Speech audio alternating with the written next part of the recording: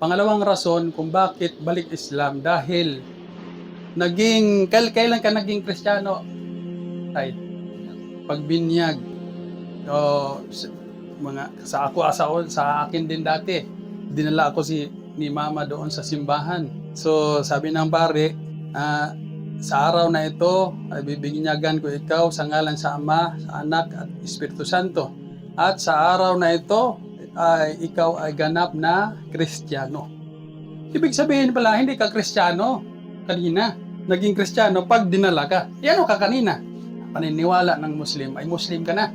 Bakit? Sinabi ni Propeta Muhammad, pagkatapos ni Jesus na propeta si Muhammad, sabi niya, "Ma min mauludin illa yuladu 'ala al-fitra fa abawahu yuhawwidanihi aw yunasirani aw yumajjisani."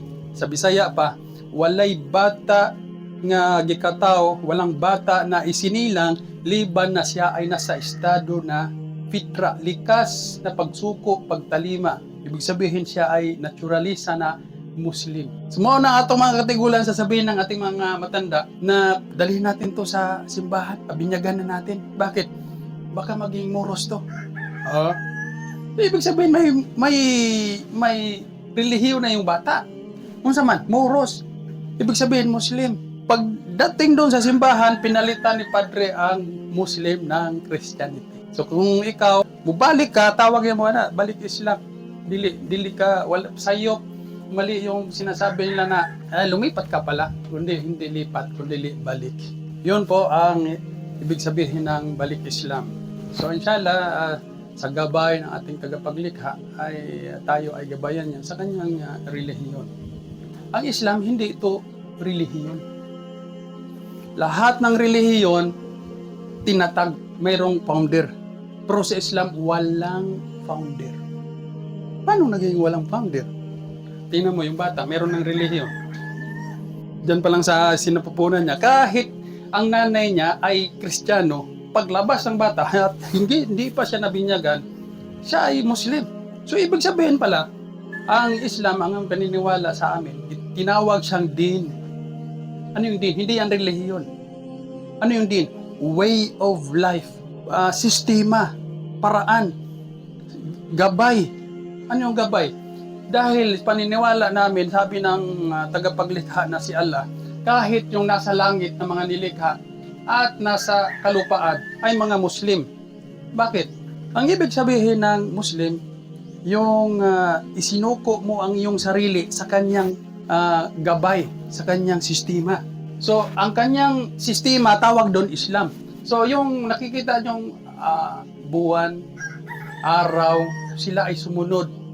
So, sa likha, kung ano yung nilikha ng Allah, sabi ng Diyos na ikaw ay magsiga, magbigay ka ng liwanag, nagbigay ng liwanag. At ang mga bituin, mga planeta, buwan, araw, ay meron silang dinadaanan na tinatawag na orbit. So, yung orbit na yun, yung sistema. Kaya kung wala silang sistema, magbanggaay na. Sabog na maway giagian. So, sa ito pa di, doon ay sistema. Bisan, kahit sa ating katawan, mayroong sistema, mayroong Islam. Kung saan man, reproductive system, digestive system. Kung walang sistema, mahirap yon. So, ang mga tanim, makita mo, may sistema. So, sila din ay mayroong relihiyon. Ang tao nilikha ng Diyos, sila si Adan, binigyan ng sistema. Ang sinabi ng Allah na ito ang gawin mo. Halimbawa, si Adan, sinabihan ng Diyos na pwede ka kain lahat, wag lang yung isa. Doon nagsimula na yun ang gabay ng Diyos, yun ang batas ng Diyos. So doon pa lang nagsimula sa tao ang kanyang tinatawag na way of life, gabay. Tapos sa bawat panahon magpadala siya ng propeta. Propeta Noah, Abraham, Isaac, David, Solomon, Ismael, Jesus, and Muhammad, the last prophet. So, bakit nagpadala ng propeta? Wala kad ba'athna fi kulli ummatin rasulan an i'budullaha wajtanibut tagut. Ang ibig sabihin nun, ako ay nagpadala ng propeta at binigyan ko sila ng gabay. Anong gabay?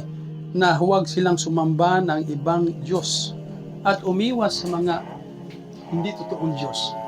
Lahat ng mga gagawin ng tao ay naaayon doon sa batas ng Diyos na ipinadala sa propeta.